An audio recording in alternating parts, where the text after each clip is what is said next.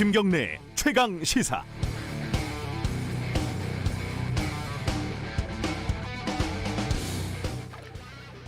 시흔한 살 최경애 씨는 언니와 함께 경기도 동탄에 있는 쿠팡 물류센터에서 일용직으로 일했다. 언니는 1층, 동생은 4층, 근무 시간은 저녁 6시부터 새벽 4시까지, 하루 일당은 10만 4,640원이었다. 1월 11일 새벽, 기온은 영하 10.4도를 기록했다. 물류센터 작업장은 난방시설이 없었다. 회사는 10일 밤 10시쯤 핫팩을 하나씩 나눠줬다. 개인 핫팩이나 따뜻한 물을 반입하는 건 금지였다. 작업이 끝난 새벽 5시 무렵 언니는 화장실에서 쓰러진 동생을 발견했다. 최 씨는 병원에서 숨졌다. 평소 지병은 없었다고 언니는 말했다. 의사는 심근경색이라는 1차 소견을 냈다. 전날 밤 11시 37분 최 씨는 언니에게 문자를 보냈다. 오늘은 11시에 밥을 먹었다는 내용이었다. 마지막 문자였다. 회사에서 배급된 도시락은 차가웠다고 한다. 물류센터는 구조적으로 냉난방 시설이 불가능하다고 쿠팡 측은 주장했다. 휴게 공간은 난방 시설이 있었다고 주장했다. 최 씨 언니는 휴게 공간도 추웠다고 주장했다. 쿠팡은 동종업계에서 가장 우수한 근로 환경을 제공하고 있다고 주장했다. 최 씨가 사망한 뒤 핫팩이 하루 2개씩 지급됐다. 핫팩의 가격은 쿠팡 최저가로 420원이라고 한다. 쿠팡 대책위원회는 지난해 5월부터 지금까지 쿠팡 물류센터에서 5명이 숨졌다고 밝혔다. 2021년 1월 21일 수요일, 우리는 도대체 어떤 세상에서 살고 있는지 잘 모르겠습니다. 오늘 방송 시작하겠습니다.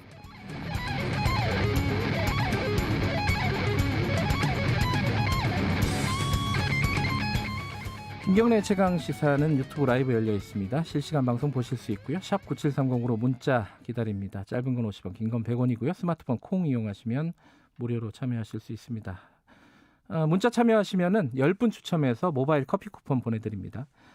오늘 새벽에 조 바이든 당선인이 미국 대통령에 취임을 했습니다. 오늘 1부에서는 현지도 연결해보고 우리와의 관계, 한미 관계 어떻게 진행이 될지 짚어보겠습니다. 2부에서는 국민의힘 하태경 의원과 하태경의 정치 인사이드 오늘 첫 시간 마련합니다.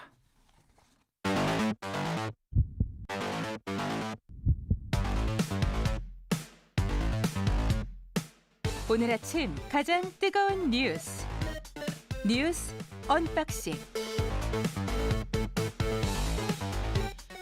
네, 뉴스 언박싱 민동기 기자 나와 있습니다. 안녕하세요. 안녕하십니까. 그리고 한겨레신문 하화영 기자 나와 계십니다. 안녕하세요. 네, 안녕하세요.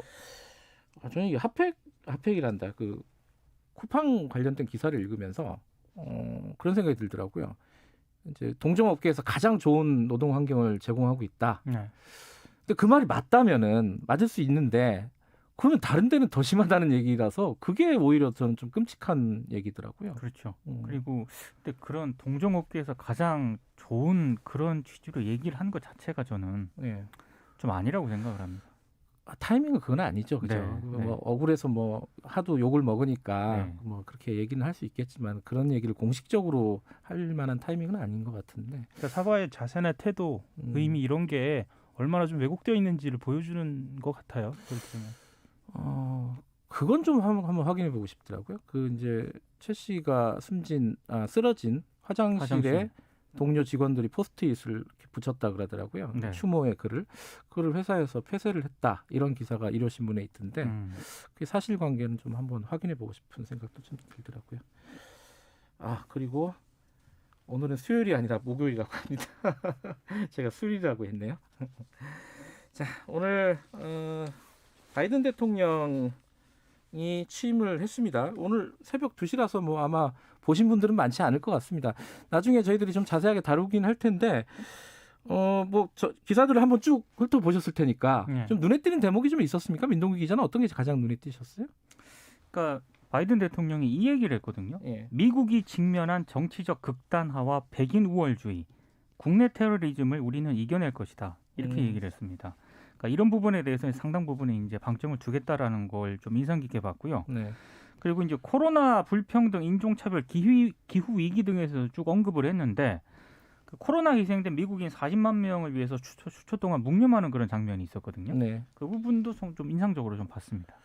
아, 코로나 사망자가 40만 명. 40만 명이거든요. 거기에 대한 묵념을 취임식에서 했었군요. 그리고 이제 그 트럼프 대통령 시절에는 잘 볼 수 없었던 그러니까 그 장면들 몇몇 장면들이 있잖아요. 그러니까 흑인 어떤 그 간호사 나와가지고 이제 얘기하고 취임식에 나와서 예. 얘기하고 이런 부분들, 그러니까 여러 가지 좀 다양성 이런 거를 좀 상징하고 있는 게 아닌가 이런 생각도 좀 들었습니다. 저는 바이든보다 트럼프가 더 인상적이더라고요. 야, 마지막까지 그렇게 회방을 놓고 떠나는 것도 목미죠, 목미. 예, 참 보기 드문 일인데. 네, 전형적인 씬 스틸러라고 봐야겠죠. 오늘 같은 잔칫날 꼭 그렇게까지 해야 됐었느냐 뭐 이런 이야기들도 좀 나오는데요. 저는 이제 구체적으로 좀 보자면요. 네. 그 직무가 공식적으로 시작됐거든요. 네. 가장 먼저 첫 번째 행정명령 서명을 한 게 뭐냐? 뭐죠? 그게 전 국가적인 마스크 착용 권고입니다. 아, 네. 아주 기본적인 거. 예. 예. 그리고 공공건물에서의 마스크 착용 의무화. 그러니까 지금도 그게 안 돼 있었다는 거죠. 예, 그 행정명령을 발동한 게 가장 인상적이었습니다. 가장 끔찍하다고 할 정도로 코로나 상황이 심각한데도 지금까지 그게 안 되어 있다는 거는 의외로 오히려 받아들여졌습니다. 그러니까 가장 기본적인 것도 안 돼 있는 사회였다. 거꾸로 얘기하면 그죠? 지금까지. 자, 이 관련된 상황 뭐 워싱턴 같은 경우에는 이 TV 뉴스 화면을 보면 거의 뭐 전시 상황이었던데, 그죠? 네. 현지 상황도 좀 들어보고 한미 동맹 그리고 북미 관계 이런 것들이 어떻게 변화가 있을지 좀 송영길 의원하고 좀 얘기 좀 나눠보겠습니다. 우리나라 얘기 좀 해보죠. 오늘은 우리는 개각이 있었어요. 뭐 제일 눈에 띄는 게 이제 박영선 장관이긴 했는데 그거 말고도 몇 군데가 있었죠. 정리 좀 해주시죠. 그러니까 외교부 장관의 정의용 전 청와대 국가안보실장을 내정을 했고요. 네. 문체부 장관에는 황희 더불어민주당 의원, 그리고 중소벤처기업부 장관에는 권칠승 민주당 의원을 각각 내정을 했습니다. 네.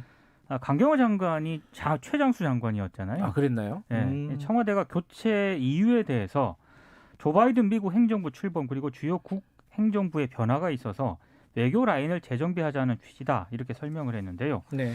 이 정의용 전 실장을 다시 기용을 했는데 아무래도 북미 대화라든가 남북 관계에 좀 진전을 모색하겠다 이런 문 대통령의 의지가 반영이 된 것으로 언론들이 해석을 하고 있습니다.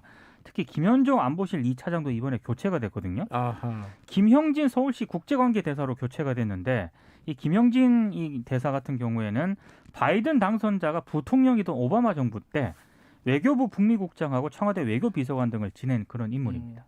그러니까 정의용 후보자 같은 경우에는 사실 남북 대화의 그쵸. 어떤 주역이기도 했고 내용적으로 보면 이제 정의용 후보자가 가장 큰 뉴스일 것 같은데 네. 이제 나머지 장관들도 뭐 뒷얘기가 좀 나오고 있어요, 그죠? 뭐 키워드를 말씀드리자면 부엉이 모임 때문인 것 같습니다. 그러니까 황희 권칠승 내정자가요 재선 의원이거든요. 예. 뭐 아시는 분들은 아시겠지만 또 모르는 분들도 많으실 예. 거예요. 이분들은 그 참여정부 청와대 행정관 출신입니다. 아, 참여정부 출신. 네네네. 전해철 행정안전부 장관과 박범계 법무부 장관 후보자와 함께 친문 인사들의 주축인, 그러니까 아까 말씀드린 부엉이 모임에 참여한 것으로 알려져 있고요. 네. 실제로 이번 인사는 임기 5년차 맞아서 국정장악력을 좀 강화하겠다라는 뜻으로 풀이됩니다. 그래서 이제 당연히 전문성보다는 코드 인사 아니냐라는 이야기가 나오는데요. 황희 문체부 장관 내정자 같은 경우에는 문체부 관련 경력이 없기 때문에도 더더욱 그런 이야기가 나오고 있습니다.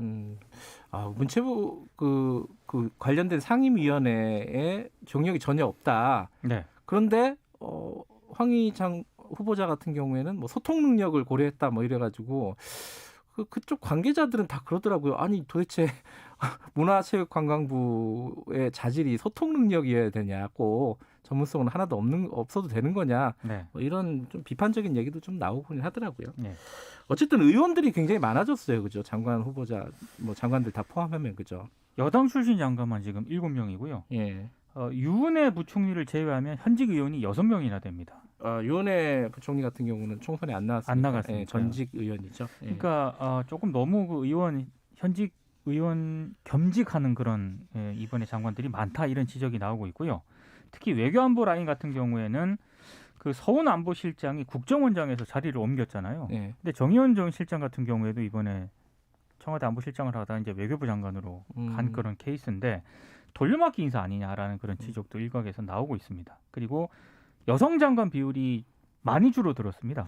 강영화 장관 나가고 박영선 장관 그렇죠. 나가고 이러면서요. 16.7%가 됐거든요. 원래 공약이 몇 %였죠? 여성 장관 30% 공약이었습니다. 지금 반밖에 안 되는 거네요. 그러면. 이게 무너졌다라는 그런 지적도 나옵니다.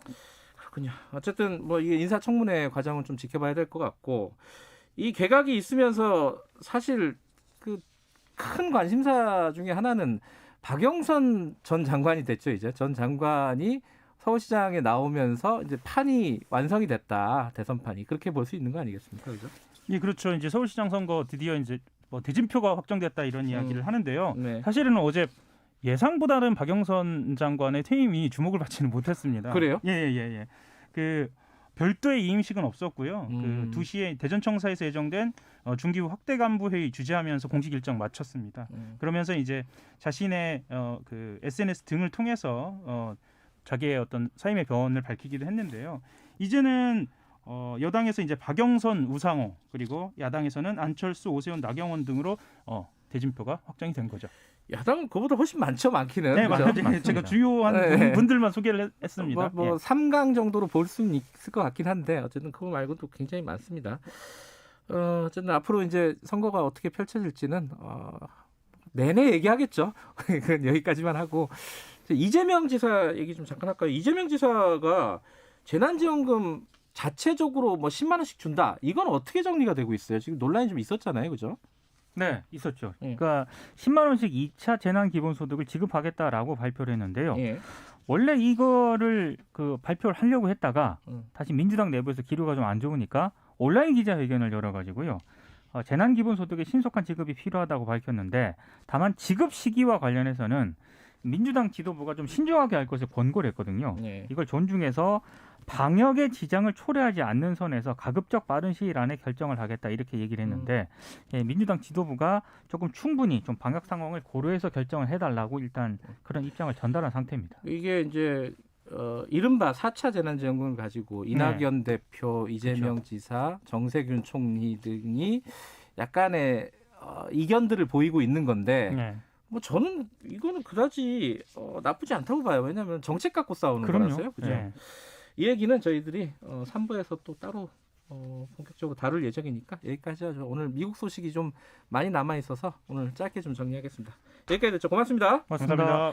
민동기 기자 그리고 한겨레 신문 하어영 기자였습니다. 김경래 최강 시사 듣고 계시고요. 지금 시각은 7시 33분입니다. 출근길 날씨 정보입니다. 오늘 추위 걱정은 덜 수 있겠는데 비 소식이 있습니다. 비는 오후에 서쪽 지역부터 시작돼 퇴근길 무렵에 전국 대부분 지방으로 확대되겠고 내일 새벽에서 아침까지 이어질 전망입니다.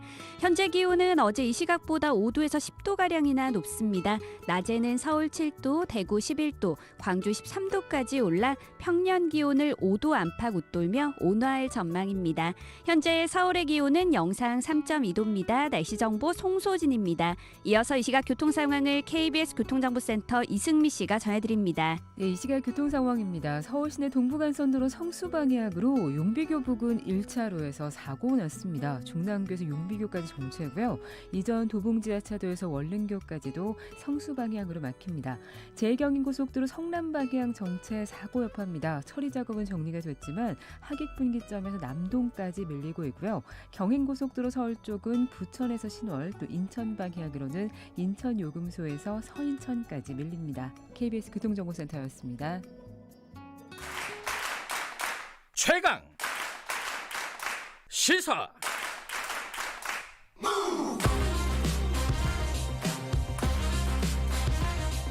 지금 여러분께서는 김경래 기자의 최강 시사를 듣고 계십니다. 네, 우리 시각으로 오늘 새벽 2시 미국의 조 바이든 당선인의 대통령 취임식이 열렸습니다. 미국의 새날이 밝았다. 바이든 대통령의 일성이었고요. 미국의 통합에 방점을 찍었습니다. 미국 얘기 좀 해보겠습니다. 결국 우리 얘기로 연결이 되겠지만요. 미국 현지 좀 잠깐 연결해 보죠. 미주 한인 유권자연대 김동석 대표님 연결돼 있습니다. 대표님 안녕하세요. 네, 안녕하세요. 네, 지금 현지 시각이 몇 시죠, 지금? 지금 여기 현지 시간으로는 5시입니다. 오후 5시요? 예, 오후 5시. 취임식 한 날 오후 5시입니다. 예, 그러면 이제 취임 일정은 대략 마무리가 됐나요? 방금 전에 예. 현지 시간 4시 드디어 하루 처음으로 당선된 조 바이든 대통령, 이제 대통령입니다. 12시서부터요. 네. 막 백악관에 도착했습니다. 야, 진짜 안도 겨우겨우 지나간 거 아닌가. 굉장히 불안했죠. 예, 백악관에 들어가는 것 자체가 어려웠는데 저희들도 뉴스로 보니까 워싱턴이 거의 전시 상황을 방불케 하더라고요. 현지 분위기가 어땠습니까? 이게 왜 그랬나 하면은요. 네. 지난 6일 날 그 별 난리를 쳤잖아요. 네. 이제 폭도죠. 그러고 나서 나오는 첩보들이, 얘기들이 네. 내부가 이런 폭도들하고 연관돼 있는 그 공권력 요원들이 있는 게 수사에 의해서 자꾸 나왔잖아요. 경찰들이 좀 나왔죠, 그리고 그죠? 예. 그렇죠. 경찰도 있고 전현직 군인들, 네. 그다음에 심지어는 이 선출된 의회 의원도 지금 3명이 수사받고 있잖아요. 네, 연관이 돼 있다고. 네. 네, 그러니까 이런 분위기 속에서 이거를 해야 되니까 이 취임식을 보는 이 저녁의 시민들이 조마조마한 거죠. 그리고 6일 날 워싱턴 안에 들어와서 그 난리를 쳤던 이 인종주의 그 범죄 집단 그 아주 과격한 사람들, 무장한 사람들이 다 돌아가지 않았다. 있다 거기에 남았다. 예. 예, 그렇기 때문에 거의 한 3만 명이죠. 경찰 병력 5천 명하고 방위군 2만 5천 명이 들어와가지고 이 워싱턴 DC가 좀 작습니다. 거기에 군인이 사람이 없는 도시에 무장한 군인이 들어와 있으니까 유령 도시죠. 이런 상황에서 46대 미국 대통령 취임식이 치러진 겁니다. 겨우 됐죠. 이게 사실 축제 분위기였는데 예년에 보면은 이게 이제 국민들은 TV 화면으로만 바라볼 수밖에 없었던 거네요, 그죠? 취임식 완전 비대면으로 치러진 거죠?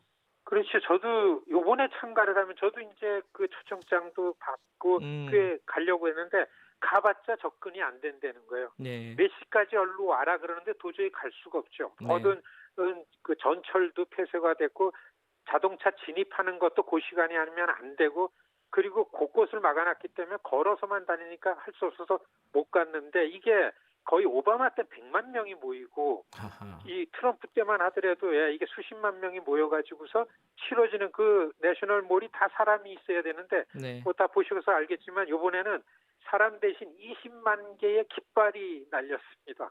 깃발이 있고 그다음에 단상 있는 데만 한 그 관계자들만 몇 명 모여가지고 네. 이런 그 취임식을 치른 겁니다. 예. 그런데 이 와중에 트럼프 전 대통령 같은 경우에는 취임식 참석도 안 하고 마지막까지 이른바 좀 몽리를 부렸다 이렇게 얘기를 하더라고요. 그렇죠. 오늘 참 그 설명하기가 좀 어려운 장면들이 발생했는데 네. 아침 8시에 백악관에서 트럼프는 낮 12시까지가 이제 임기 내잖아요. 네. 그러니까 그 아침 8시에 백악관에서 떠나가지고 헬기를 타고서 앤드류 공군기지까지 갑니다. 네. 그런데 바이든 당선자는 당선된 다음에 어제 처음으로 워싱턴 DC에 왔어요. 그래가지고 그 이 코로나 바이러스로 죽은 사람들 추모를 대통령 당선자 부통령 당선자 부부랑 한 다음에 그 다음에 이제 백악관 옆에 영빈관 블레어 하우스에 가서 하루를 자는 거죠. 네. 근데 일어나가지고서 트럼프 대통령이 어떻게 움직이는 거에 대한 미디어 초점이 가니까 거기에 맞추느라고 그 앤드류 공군기지에 트럼프 대통령이 떠나간다고 8시 한 20 몇 분에 도착할 그 시간에 바이든 대통령 부부는 그 블레어하우스 나와가지고 성당에 가가지고 네. 비행기가 플로리다로 다 가는 게 이륙을 한 다음에 성당에 들어가서 이제 첫 미사를 보고 그 다음에 취임식하러 오고 이렇게 하면서 공항에서 트럼프 대통령이 플로리다로 가면서 가족들을 데리고 가면서 남긴 얘기들이 이게 굉장히 또 불안하게 하는 거죠. 돌아온다. 나 돌아오겠다. 끝까지 싸우겠다. 예. 돌아오겠다는데 비교적 빠른 시간에 돌아왔으면 좋겠다는 희망을 갖는다 뭐 이런 얘기예요. 그러니까 이게 뭐 진짜 어떻게 설명도 안 되고 이런데 이전에 계속해서 현직 대통령이 이제 앞으로 대통령 될 사람을 백악관으로 초청해서 티를 마시고 가서 이 분위기 국민들한테 이걸 다 보여주는 게 관례였는데 이번에는 그냥 이런 지경이 되고 말았습니다. 여론이나 언론들의 사실 되게 당황스러운 취임식, 퇴임식인데 여론의 방향은 어떻습니까? 분위기는?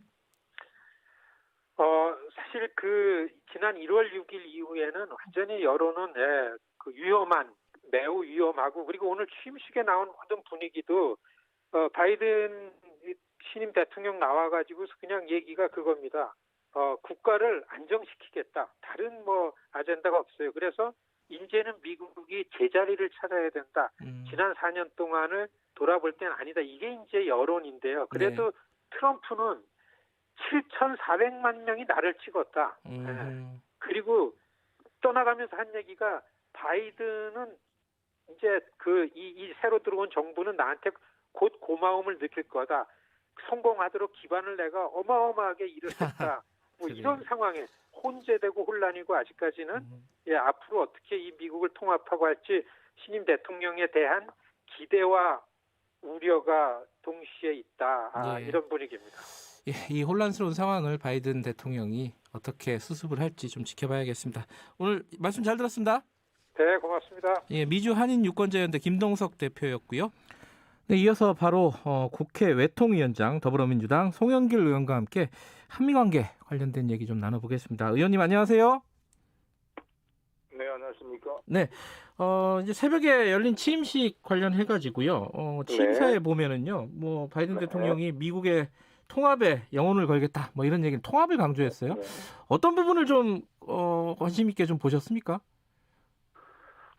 네, 가장 네 가지 위기를 들었는데요. 네. 지금 바이든 행정부가 직면해야 될 코로나 바이러스 문제와 경제적인 위기, 그리고 인종적인 위기, 그다음에 기후 변화의 위기 이런 위기들에 대응하겠다는 것인데 취임식 내용을 다 읽어보니까 얼마나 지금 미국이 분열되어 있는지를 실감할 수 있는 것 같습니다. 다른 대외 정책이나 이런 걸 언급할 여유가 전혀 없고 오로지 미국을 하나로 만들겠다, 통합하겠다.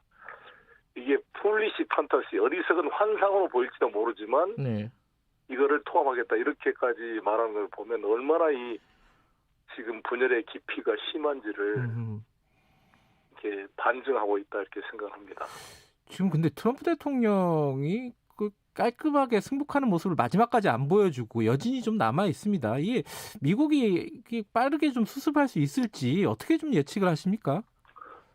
저는 상당한 시간이 걸릴 걸로 보여지고요. 이게 워낙 분열의 깊이가 심하기 때문에 종합적인 그런 노력이 필요하지 않을까 이렇게 생각합니다.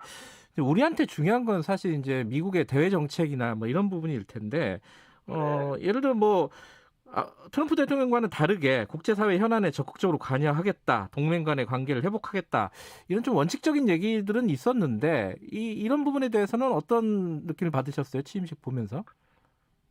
워낙 바이든 대통령이 이 정치적 경륜이 있으신 분이고 특히 외교 분야에 깊이 관여를 해왔고 그렇기 때문에 동맹들과의 깊은 협력을 강조하고 있습니다. 그래서 시스템 외교로 갈 거로 보여지고 대통령 개인의 어떤 즉흥적인 결단이나 이런 보여주기 위한 그런 리얼리티 쇼 같은 그런 행태보다는 체계적인 각 부처의 협력을 통한 시스템 외교를 하지 않을까 이렇게 기대가 됩니다. 지금 바이든 행정부의 외교 안보 라인 청문회가 있었잖아요.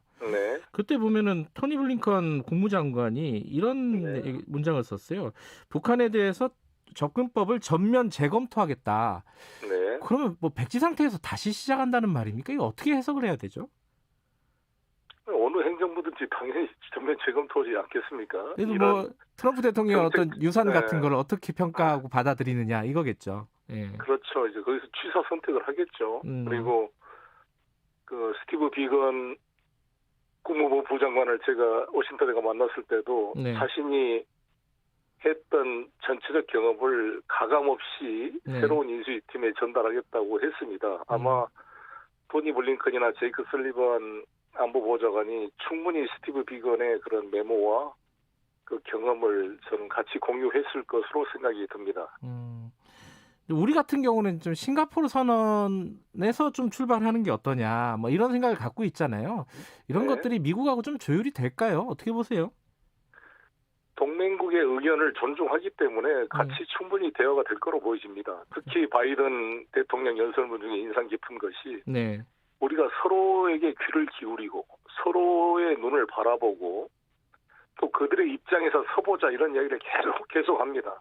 미국 국내의 통합뿐만 아니라 세계를 하나로 또 통합시켜야 될 어떤 책임이 미국 대통령에게 있는 거 아니겠습니까? 그것은 지금의 코로나 바이러스 문제나 기후변화라는 이 심각한 우리 인류 전체에 다가오는 위기는 어느 한 나라의 힘으로 해결할 수가 없습니다.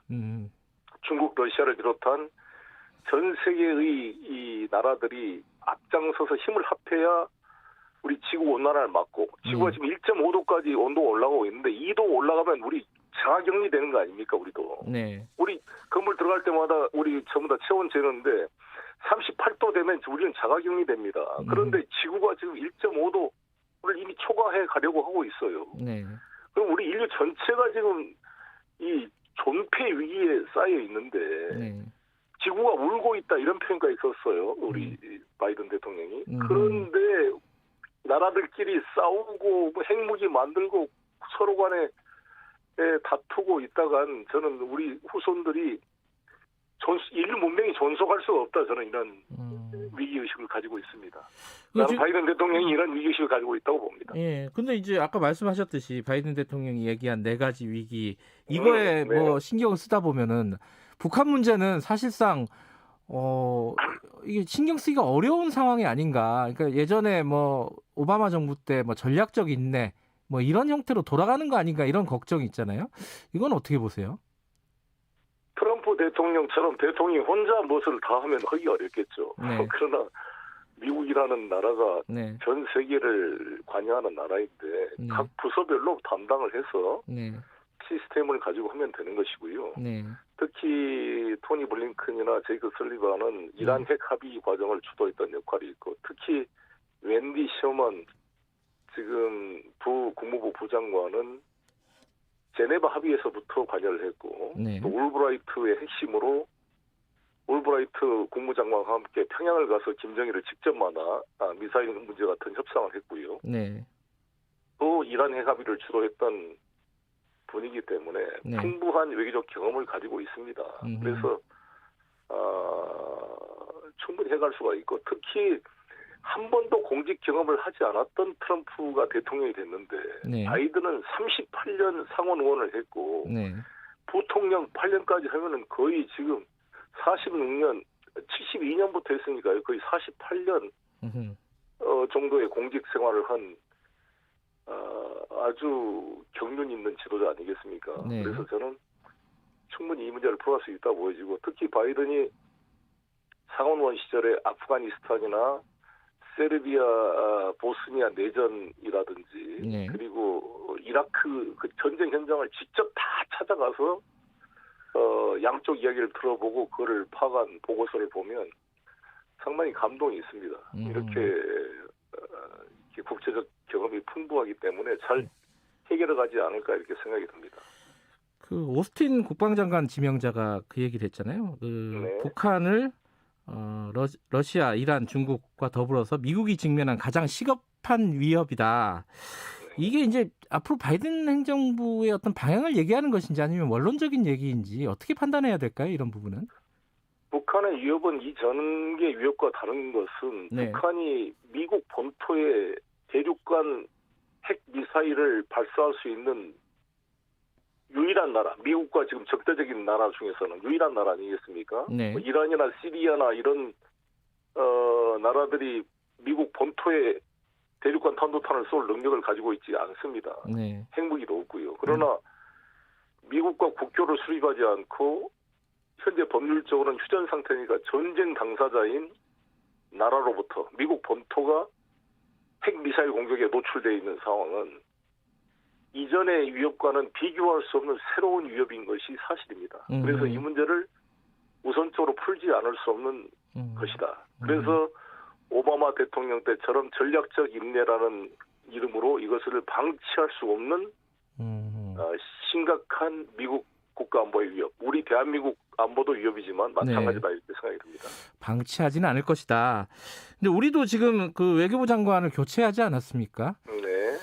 이 부분에서 이제 북미 관계라든가 남북 관계라든가 이런 부분들이 어떤 돌파구를 마련을 할 것인지 어떻게 좀 전망하십니까? 지금 방위 분단 말입니까? 아니요. 그 외교부 장관이 교체됐는데 북미 대화라든가 남북 대화라든가 이런 부분들이 어떻게 좀 돌파구를 마련할 수 있지 않을까? 어떻게 보세요? 네, 아무래도 정의용 지금 신임 외교부 장관께서는 아무튼 그 풍부한 경륜을 가지고 있는 분이고 또 대통령 국가안보 보좌관으로서 한반도 평화 프로세스를 직접 대통령과 함께 공유하고 해오신 분이기 때문에 원숙하게 문제를 풀어갈 수 있지 않을까 이렇게 기대를 합니다. 네. 이 단기적으로 돌파구를 마련하기는 쉽지는 않겠죠? 우리에게 달려있다고 생각합니다. 저는 항상 한미 관계는 미국인들보다 우리가 더 잘하는 거 아니겠습니까? 그렇죠. 이것은 우리의 생명이 걸린 문제이고 또 우리가 이거를 뜯어안고 풀어가야 될 또 핵심적 이해 당사자이기 때문에 훨씬 더 저희가 강력하게 미국을 설득하고 또 서로 간의 입장을 조율해서 한미 간의 신뢰를 가지고 북핵 문제를 풀어가는데 저는 북핵 문제를 푸는 항상 원칙이 같이 갑시다 플러스 역할 분담이 필요하다 이렇게 생각합니다. 같이 갑시다는 미국과 한국이 보조를 맞춰서 한 발자국도 서로 틀리지 않게 같이 가자. 그걸 좋게 보면 좋지만 나쁘게 보면은 미국의 허락 없이는 아무것도 할 수 없는 그러한 수동적 존재가 되기 때문에 미국과 신뢰를 상호 공감을 기초로 우리가 과감하게 우리가 남북 관계를 풀 건 풀어 나가면서 역할 분담을 할 필요가 있다 이렇게 생각합니다. 알겠습니다. 같이 가고 또 따로 앞서 나가는 부분도 좀 있어야 된다는 말씀이시네요. 자, 여기까지 듣겠습니다. 고맙습니다. 네, 감사합니다. 국회 외통위원장 더불어민주당 송영길 의원과 이야기 나눠봤고요. 자, 김경래 최강시사 1부는 여기까지 하고요. 2부에서는요. 오랜만에 만나보네요. 하태경의 정치 인사이드 새로운 코너 마련했습니다. 그리고 3부에서는요. 저희들이 쿠팡 물류센터 관련된 얘기 좀 준비했습니다. 이 물류센터에서 죽어가는 노동자들이 너무 많아요. 이거 어떻게 해야 될지 잠시 8시에 돌아오겠습니다. 안녕하세요. 3기 신도시를 디자인하는 LH 오복인 과장입니다. 3기 신도시는 어떤 모습일까요? 서울 도심까지 30분대면 도착하고 수소버스가 달리는 스마트한 미래교통 도시. 100% 국공립 유치원과 안전한 통학로로 아이 키우기 좋은 도시. 보다 넓은 공원과 국내의 도시 디자인 전문가가 참여해서 만든 쾌적한 도시.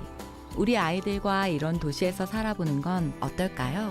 상상만 했던 똑똑한 도시가 오늘의 일상이 됩니다. 2021년 7월 사전 청약에서 만나보세요. 이 캠페인은 국토교통부 한국토지주택공사와 함께합니다. 그저 두렵고 피하고 싶은 방사성 폐기물. 방사성 물질이 일상에서 유용하게 쓰인 후 배출된 것이라는 점 알고 계신가요? 신약을 통해 치료받을 수 있는 사람이 더 많아지겠어. 더 나은 미래를 만들어가는 연구소에서도 비파계 검사 결과 이 건물은 균열과 결함 없이 안전하네요. 건물의 안전을 검사할 때도 전기 없는 세상은 상상할 수도 없죠. 원자력 발전소에서도 우리의 일상 속에서 배출되는 방사성 폐기물 안전하고 철저하게 관리하겠습니다. 방사성 폐기물 관리 전담기관 한국원자력환경공단. 지역과 주민 스스로가 할 일을 직접 결정할 수 있도록 32년 만에 지방자치법이 전부 개정되었습니다. 주민이 정책 결정에 참여할 수 있는 권리가 신설되고요. 주민이 조례를 직접 제안할 수 있게 됩니다. 지역은 스스로 하는 일이 더욱 많아지고 주민에게 지방자치 정보를 적극적으로 공개해야 합니다. 중앙과 지역이 함께 중요한 정책을 논의하고 지역이 서로 협력할 수 있는 제도가 마련된다고 하니 지역이 더욱 행복해지겠죠? 32년 만에 지방자치법 전부 개정으로 주민이 만들어갈 대한민국의 미래가 시작됩니다. 이 캠페인은 행정안전부와 함께합니다. 말 같은 말.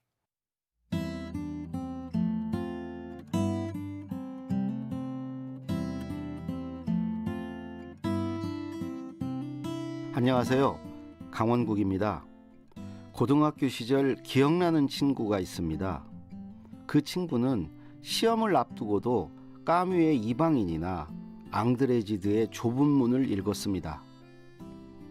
이 얘기를 꺼낸 이유가 있지요. 오늘은 말을 잘할 수 있는 보다 근본적인 방법, 어록에 관해서 말씀드리려고 합니다.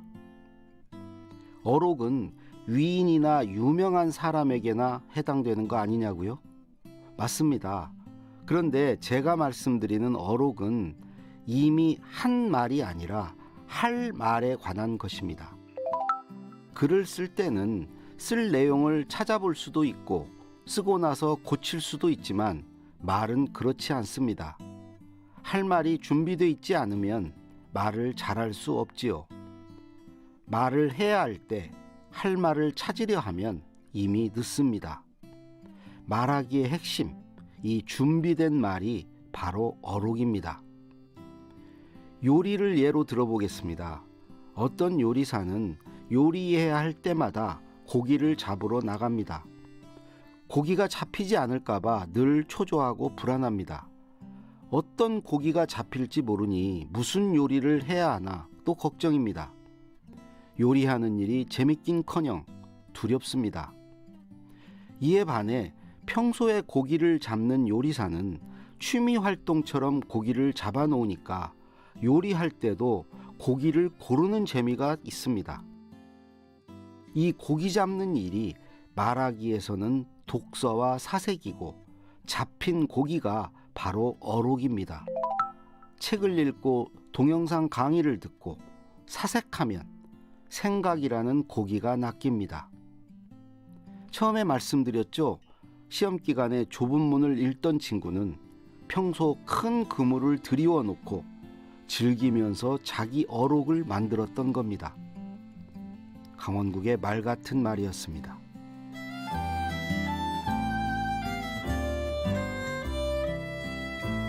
산책하듯 생각의 바다로 나가 사색이라는 그물망을 펼치세요. 그리고 나만의 어록을 건져 올려보세요.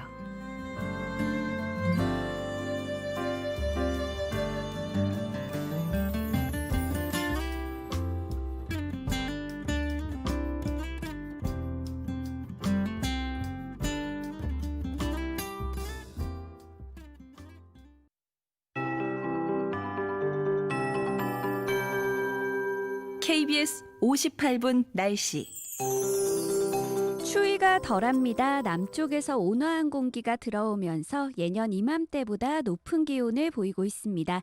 현재 대구가 영하 2.8도, 철원 영하 1.9도, 서울 영상 3.2도, 광주 4.1도 등으로 오늘도 영하의 기온을 보이며 추운 곳이 있지만 어제 아침보다는 5도에서 크게는 12도가량이나 높은 상태입니다.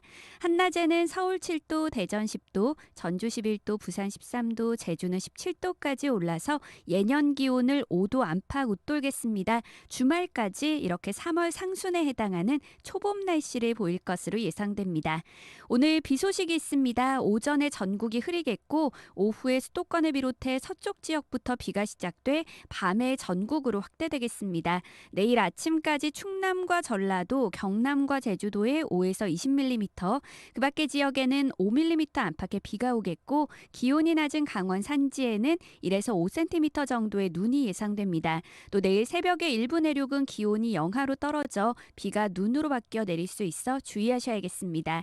오늘 미세먼지 농도는 전국이 보통이 예상되지만 대기 정체로 오전 한때 먼지 농도가 나쁨으로 오르는 곳이 있겠습니다. 현재 서울의 기온은 3.2도, 습도는 43%입니다. 송소진입니다.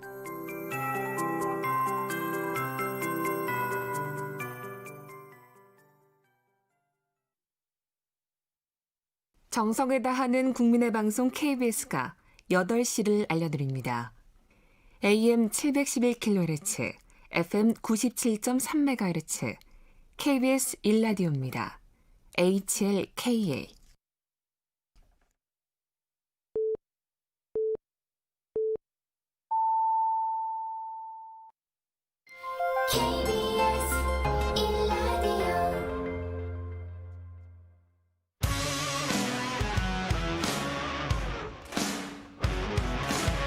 뉴스타파 기자 김경래 최강 시사.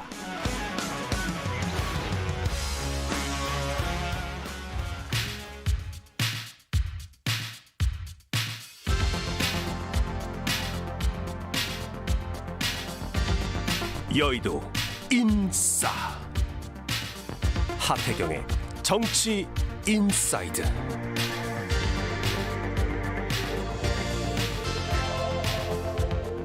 네, 음악에 힘을 좀 준 것 같습니다. 국회의원, 국민의힘 하태경 의원과 함께 매달 전국의 뜨거운 현안을 얘기해보는 시간 마련했습니다. 하태경의 정치 인사이드 오늘 첫 시간입니다. 국민의힘 하태경 의원 나와 계십니다. 안녕하세요. 예, 반갑습니다. 이게 이름 여의도 인싸라는 거 왜 저희들이 붙였는지 아세요? 아니요, 여기 와서 처음 들었어요. 이게 저희들이 작년인가 이 젊은 정치인들하고 한번 이야기를 하는 시간을 마련했었어요. 뭐 유호정 의원 등등 해가지고. 그래서 국회에서 제일 요새 이제 인싸 아싸 이런 얘기 하잖아요. 인싸가 누구냐. 그랬더니 하태경 의원 얘기를 하더라고요. 아, 그래요? 그게 뭐냐면은 무슨 의미예요? 국회의원들 모인 그 본회의장 뒤에 이제 휴게실에 가면은 하태경 의원하고 이미자 의원이 제일 사람들하고 얘기 많이 하고 인사 잘하고 잘한다. 그러니까 이제 학교에서 학생들 중에 인싸들 있잖아요. 뭐 그런 느낌이다 이런 얘기를 하더라고요. 맞아요? 아니, 제가 볼 때 유호정 의원이 제일 뭐 당을 뛰어넘어서 잘 하는 것 같은데요. 저도 그 얘기 듣고 놀랐어요. 하태경 의원이 그게 스킨십이 되게 좋으신 분이구나. 맞아요? 실제로? 스킨십이요? 뭐 생각보다 덜 까칠합니다. 직접 만나보면. 그렇군요. 자, 이 여의도 인싸와 함께 저희들이 전국의 현안을 좀 얘기해 보도록 하겠습니다.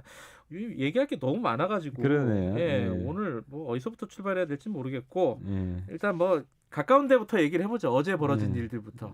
개각. 아, 그렇죠.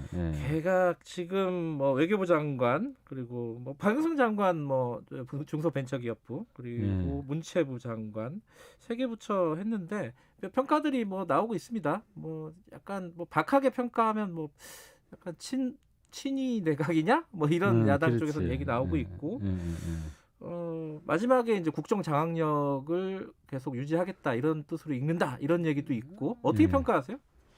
그러니까 이제 인사는 우리가 이제 인사가 만사다. 인재를 골고루 써야 되고 평평 인사 이런 이야기를 하는데 그 시각으로 보면은 완전히 낙제점이죠. 이거는 낙제점이다? 이제 편식 인사 같은 거지. 편식 인사? 그러니까 이제 몸이 건강해지려면 영양분을 골고루 섭취해야 되는데 그 친문 중에서도 그 안에서도 특정 모임 사람들을 집중적으로 썼다는 거 아니에요. 뭐 부엉이 모임이라고 하더라고요. 그래서 아무래도 이제 그 특정 모임 사람만 쓰게 되면 특정한 목소리를 집중적으로 듣게 될 거예요. 그러면 뭐 영양분도 골고루 섭취해야지 이 편식을 하게 되면 몸이 나빠지는 것처럼. 그래서 그 과거에는 이제 조선 시대에는 이런 인사를 붕당 인사라 그랬잖아요. 붕당 인사라 그래가지고 그 뭐 노론 소론. 그러니까 영조가 그때 노론 인사를 해가지고 2인자의 난이 일어나고 소론에서 막 반발하고 그래서 저는 여당 내에서도 이건 상당히 시끄러울 것이다 하는 생각이 좀 들더라고요. 근데 정의용 내정자 같은 경우는 좀 다르지 않나요? 거기는 뭐 전에 쭉 같이 있었던 사람이잖아요. 거기는 어쨌든 뭐 더 선고라네요. 근데 그 문재인 대통령이 기자회견을 하면서 사실 갈등 요소를 좀 줄이고 통합하는 뭐 그런 분위기로 좀 갈 듯한 모습을 보였잖아요. 근데 지금 말씀하신 거 보면은 그 대통령의 얘기와 인사는 또 약간 분위기가 다르다 이렇게 평가를 하고 계신 거 아니에요?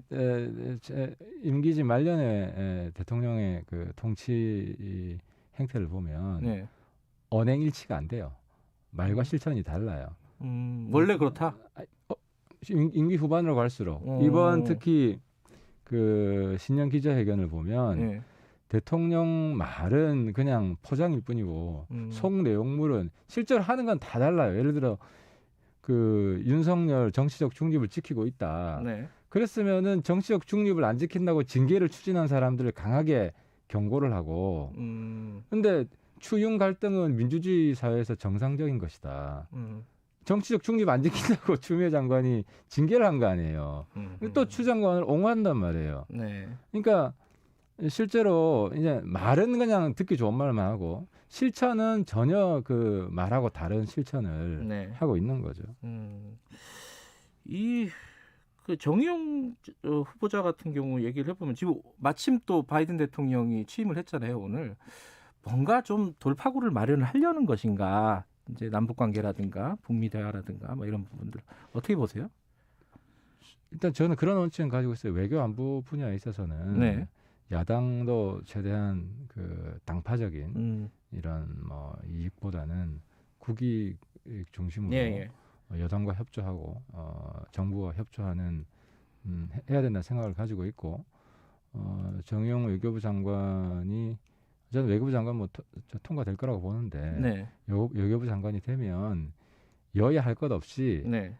같이 협치 외교를 했으면 좋겠고 네. 저도 뭐 개인적으로 뭐 야당의 도움이 필요하다면은 특히 저는 이제 북한 인권 이런 문제에 있어서 네. 쭉 해온 사람이기 때문에 뭐 언제든지 지원할 용의가 있어요. 그래서 좀 잘했으면 좋겠어요. 근데 잘 못할 것 같아요. 왜요? 이유가 있어요? 그건 뭐 정의용 장관 본인 문제라기보다 대통령의 시각이 한미 관계에 대해서 좀 4년 대통령 하고서도 너무 무지한 것 같아요. 예를 들어서 무지하다? 예, 무지한. 왜 그러냐면 이제 대북 전단법 있잖아요. 네. 대북 전단법은 미국의 북한 인권법하고 대립해요. 이제 우리 국내 이제 대북 전단법은 더 쉽게 말하면 대북 정보 통제법이에요. 북한으로 외부 소식이 날아가는 것을 특히 USB나 뭐 CD나 이런 것도 다 막게 돼 있어요. 네. 근데 이제 북한 인권법은 그걸 장려해요. 그리고 지원을 합니다. 그러니까 이제 기본적으로 유엔 인권 선언에도 전 세계 모든 인류는 똑같은 정보에 대한 접근권이 있다. 그 권리를 누려야 된다. 근데 이제 북한은 완전히 통제돼 있잖아요. 인터넷이 없잖아요. 네. 그래서 이제 이걸 정보 확산을 장려하는데 그것과 충돌하는 법을 그냥 일방적으로 통과시켰잖아요. 청와대가 이걸 막았어야 돼요. 그리고 삐라가 국경지대의 안보 위협이 될 수 있는 거는 그동안 행정적으로 막아왔어요. 충분히 막을 수 있어요. 네. 그건 우리가 도와줄 용의도 있고. 근데 이런 것처럼 이거는 미국 초당적인 거예요. 만장일치로 통과된 법이고. 네. 그래서 지금 미국 그 의회에서는 이 정보 통제하는 대북 정보 통제하는 이 법에 대해서 반민주주의 법이다 해서 지금 청문회 한다고 하잖아요. 이렇게 되면은 사실 한미 관계가 좋아질 수가 없죠. 알겠습니다. 그거는 그렇게 평가를 하신다는 거고. 그러니까 대통령 생각이 바뀌지 않으면 네. 뭐 장관 아무리 잘 뽑아도 별 효과 없어요. 아 근데 어제 보니까 국민의힘 의원들은 왜 이렇게 한정혜 후보자를 좋아해요? 한정혜 후보자 엄청 높이 평가하시고. 그 여러 윤리적인 문제가 별로 없었던 모양이죠. 네. 박범계 후보자를 강하게 공격하기 위한 전략 아니냐 이런 얘기도 있더라고요. 근데 대비가 좀 된 것 같아요. 박범계 후보자는 저도 보니까 언론에 뭐 아무튼 좀 예상하지 못했던 뭐 많은 문제점들이 나오더라고요. 알겠습니다. 이제 선거 얘기로 넘어가 보죠. 그 안철수 대표, 국민의 당 대표 단일화 문제가 이제 가장 뭐 현안 중에 하나잖아요. 국민의힘 입장에서 보면은 경선에 참여해달라고 했잖아요. 이거 안 되는 겁니까? 이 김종인 위원장이 딱 잘라서 거절했네요. 그러니까 이제 이게 제일 중요한 것은 이제 단일화가 될 거냐 말 거냐 이거잖아요. 그렇죠. 그래서 김종인 대표가 뭐 3자에도 이긴다. 뭐 이래서 단일화 안 할 수도 있다고 생각하시는 분들이 있는데 단일화 무조건 합니다. 무조건 한다? 네, 단일화 반드시 합니다. 이건 김종인 대표 한테 제가 직접 만나서 확인한 것이고. 아, 김종인 대표도 그렇게 생각하고 있다? 그렇게 해요. 생각해요. 단일화는 반드시 하는데 이제 이 단일화 과정에서 안철수 대표가 질 때 불복할 수 있다는 의심이 있는 거예요. 안철수 대표가? 예. 그러니까 이길 수도 있지만 질 수도 있잖아요. 그렇죠. 지금 여론조사를 보면 이길 것 같은데 한두 달 지나고 나서 우리 당의 그 경선이 흥행을 하면 또 바뀔 수도 있잖아요. 그래서 이제 그런 점에 있어서 승복할 것을 지금 강력히 촉구하고 있는 그런 과정에 있어요. 그 약속을 정확하게 받아야 된다는 뜻인가요? 받기 위해서 계속 이제 물밑으로도 압박을 하고 있고. 그래서 지금 사실 일종의 룰 싸움에 들어간 거거든요. 그러니까 이제 김종인 대표는 1대1 단일화를 할 수밖에 없다. 네. 우리 당 후보를 뽑고 과거에 이제 뭡니까 이제 박원순, 박영선 네. 단일화처럼 그렇게 할 수밖에 없다라고 어제 결론을 내버린 거죠. 근데 안 대표는 1대1이 아니라 우리 당의 3, 4명 결선, 그러니까 여러 명 결선할 때 자기가 한 명으로 들어올 수 있게 해달라. 1대 다로. 1대 다로. 그럼 사실 안철수 대표 유리한 경선인 건 맞잖아요. 뭐 산수로 따지면 유리하죠. 근데 이제 제가 참 아쉬운 것은 초기에 출마 선언할 때 이렇게 치고 나갔으면 차라리 왜냐하면 그때 룰이 정해지기 전이기 때문에 우리 당에 그랬으면 수용 가능성이 좀 높았어요. 근데 지금 룰이 다 정해지고 특히 오세훈 대표는 안철수 후보 대표랑 같이 경선한다면 안 나오겠다고 했잖아요. 네네.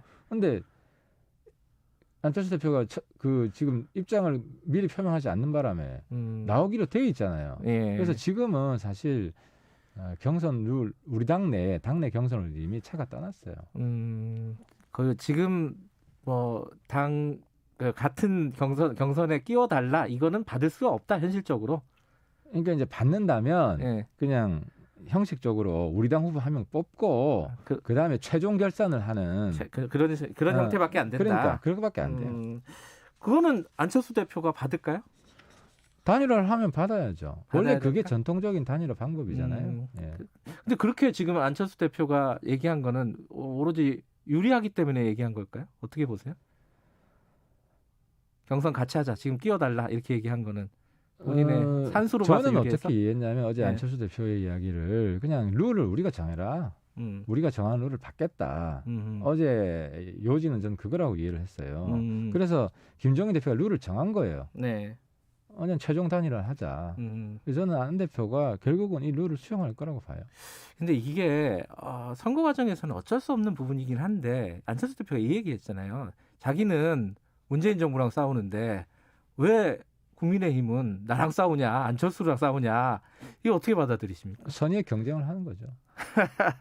어차피 이제 단일화 과정 중에서는 어쨌든 우리 당 후보가 최종 단일 후보가 되는 걸 목표로 할 거 아닙니까? 당연히 그렇겠죠. 그렇죠. 그러니까 어쨌든 하지만 지면 승복을 하는 거거든요. 그래서 이제 선의의 경쟁을 하는 것이고 안 대표도 너무 거기에 신경 안 썼으면 좋겠어요. 그냥 대승적으로 최종 단일화 하겠다 하는 걸 수용을 하고 그렇게 될 경우에 이제 나중에 또 여론조사 문안 가지고 또 실랑이가 있어요. 당연히 있겠죠. 이제 그런 부분은 우리 당 내에서 최대한 좀 양보를 할 수 있도록 저도 뭐 돕겠다는 말씀을 드립니다. 알겠습니다. 오늘 첫 시간이니까 이 얘기는 하나 지금 하고 넘어가야 될 것 같아요. 윤석열 총장. 이거 뭐 많이 나왔던 얘기인데 하태경 의원 지금 현재 시점에서의 생각이 궁금해서요. 대통령이 그랬잖아요. 정치 안 할 거다. 근데 지지율이 너무 높단 말이에요, 지금. 그리고 1대1 대결을 해도 이기는 걸로 나와요, 지금. 그죠? 이재명 지사도 이기고 이낙연 대표도 이기고. 이거 윈지 코리아 컨설팅이 아시아경제의뢰로 16일에서 17일 조사한 결과인데 중앙선거 여론조사 심의위에서 참고하시면 됩니다. 자, 지금 상황에서 윤석열 총장이 나중에 퇴임하고 나서 대선에 나올 거라고 보세요? 그러니까 이제 문재인 대통령 이야기는 검찰총장 하면서 정치 안 할 거다 이런 이야기고요. 자기가 임명한 그 임무를 수행하고 있기 때문에. 근데 이제 검찰총장 퇴임을 하게 되잖아요. 7월 이후에는 어떻게 될지 모르는데 제 생각은 그때까지도 이런 지지율이 유지되면 이 전제하에 그럼 정치 안 할 수가 없어요. 아니 근데 이게 저도 뭐 여의도 생리를 잘 모르는데 본인이 안 하면 안 하는 거지. 다들 그러더라고요. 지지율이 그 정도 되면 안 할 수가 없을 거다. 본인 뜻이 아니다 이거는. 진짜 그런 거예요? 저도 이제 올해가 정치 10년째인데요. 정치를 꼭 해야 되나 하는 생각이 들 때도 있어요. 그래서 요즘 이제 생각도 많이 하고 다시 성찰의 시간을 가지기 위해서 인터뷰도 좀 줄이고 하고 있는데 근데 이제 하다 보면 사명감 같은 게 생기고요. 그리고 이제 대통령이라는 자리가 굉장히 국가의 미래에 큰 영향을 주거든요. 당연하죠. 예를 들어서 정책 잘했으면 부동산 이렇게 됐겠어요.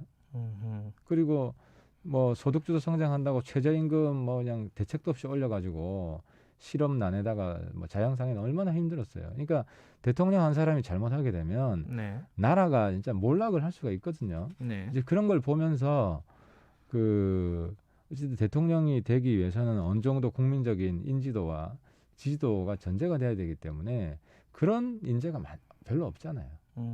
그래서 주변에서 가만 놔두지 않아요. 그리고 본인도 나라를 사랑한다면은 네. 특히 윤 총장은 적어도 공정하다. 범죄는 뭐 정권도 없고 보수 정권이든 진보 정권이든 범죄를 저지르면 무조건 감옥 간다. 이게 일종의 공정의 상징이 된 거거든요. 그래서 지지율이 오르는 거거든요.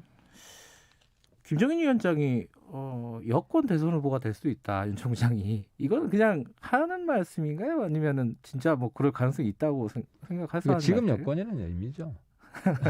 지금 여권. 문재인 대통령과 똑같은 말이네요. 그렇죠. 검찰총장으로 있을 때는 어쨌든 뭐 집권 세력의 하나인데, 근데 사실상 너무 탄압을 해왔기 때문에 이제 국민들은 그렇게 생각 안 하잖아요. 그리고 윤 총장이 만약에 야권의 후보가 최종 후보가 되는 과정에서 아마 민주당도 많이 흔들리고 쪼개질 가능성이 있어요.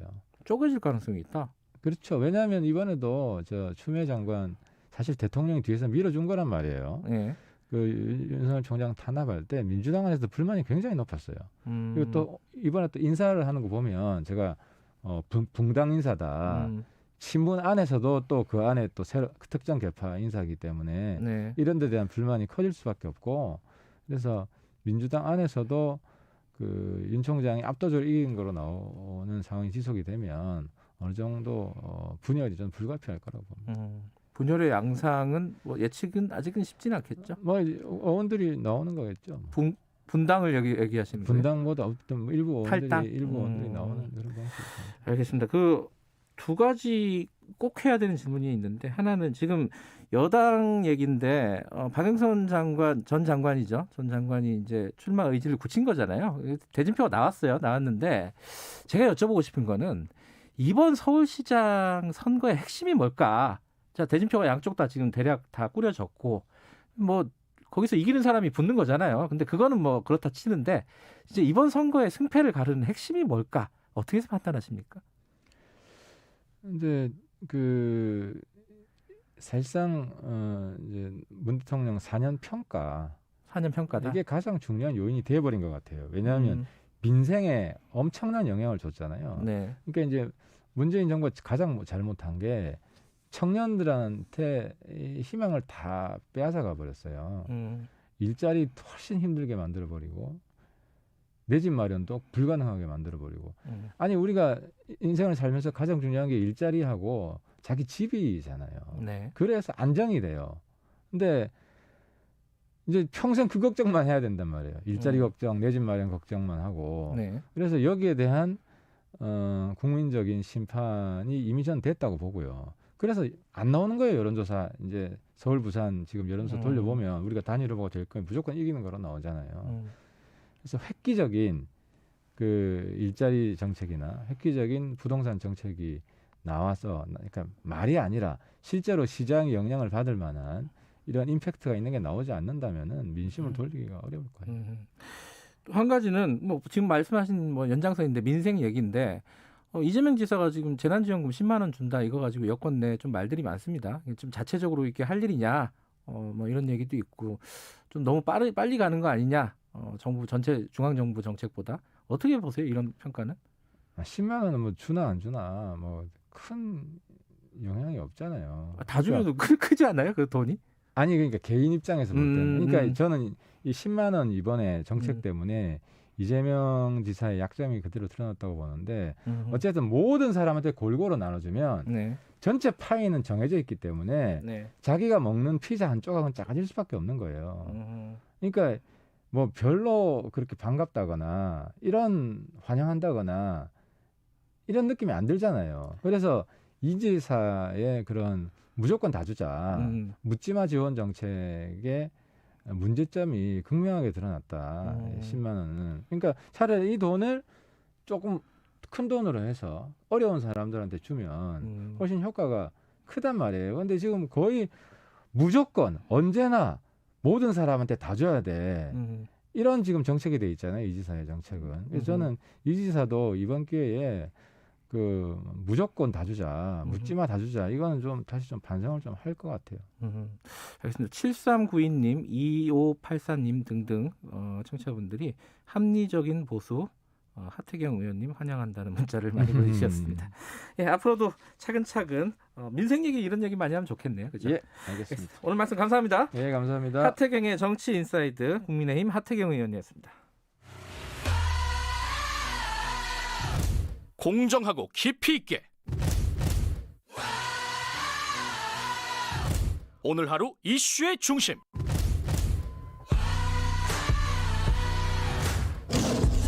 김경래의 최강 시사.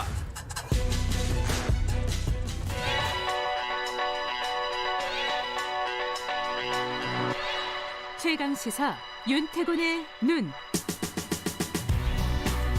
네, 윤태곤의 눈. 윤태곤 정치분석실장 나와 계십니다. 안녕하세요. 네, 안녕하세요. 오늘은 이재명 지사 얘기인가요? 네, 이재명 지사 이야기 해보죠. 앞에 마침 마지막에 이재명 지사 얘기했었는데, 그죠?